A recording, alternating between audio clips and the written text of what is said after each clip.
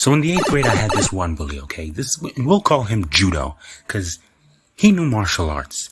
And let me say, this guy was a pain in the ass. And for that reason, most people were afraid to mess with him, because he would just kick your ass. Most people, except yours truly. And any chance he'd get to make fun of anything about me, be it my hair, my head shape, my clothes, anything. So I let this abuse go on for months. Zingers flying at me like daggers stabbing me in the heart. Until one fateful day, I snapped.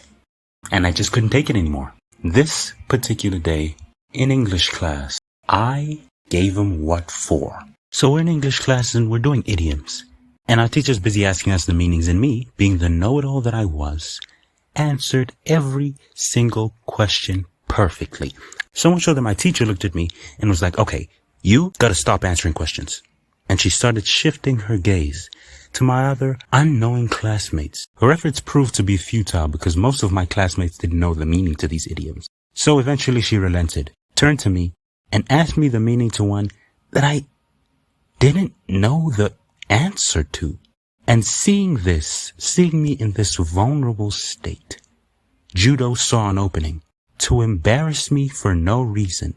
And he hounded me on the fact that I didn't know the meaning to one idiom, because I was literally answering all of them perfectly until I got to this one that stumped me, and he just dogged on me. Oh, look at Boulderhead. He thought he knew so much, but he doesn't know the answer to something as simple as that. And I was furious. I was done. And this turned bloody quick. Not bloody as in like physically bloody, but like more of a psychological LV light warfare, you know?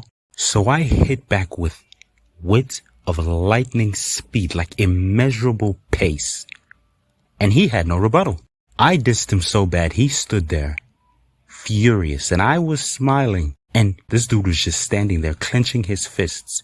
You know, like an anime character, with the light overhead, casting shadows in his eyes, and he's just furious, fuming, like you could physically see the steam emitting from his head. But I didn't care. I just kept egging him on, because he wanted this. He wanted to fight me, right? And I told him, you know what? If you want to kick my ass physically, then do it, dude. Go crazy. It's not going to change the fact that I just embarrassed you in front of all these people. And as the chanting from our classmates egging us on to fight each other grew, my teacher decided out of nowhere to crawl out of her cave and stop the fight, forcing us to reconcile. And I reluctantly did so.